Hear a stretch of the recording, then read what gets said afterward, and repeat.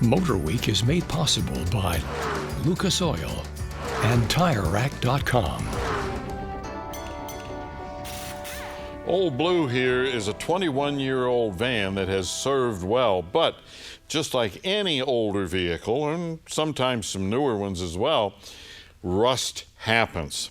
Now, the thing that goes on as vehicles age, everybody likes to think that rust comes from the outside and it works its way to the inside of the vehicle.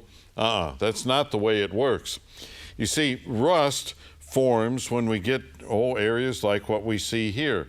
This has this groove in it that has filled up with dirt over the years, and it's only a matter of time until that dirt absorbs enough moisture to cause this piece of metal to rust out.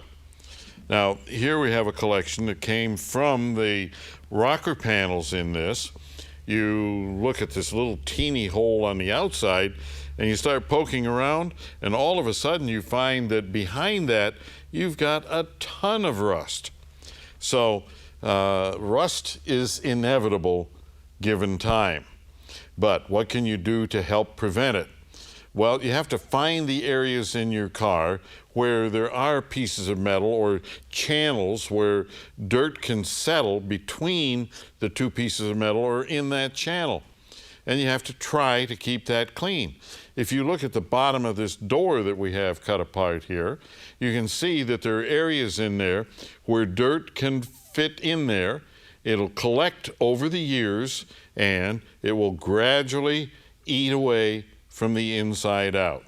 So cleanliness and keeping the underneath of the vehicle and all of these pinch welds and things like that free of dirt will make the vehicle last a lot longer, and you won't have to fight the ravages of rust.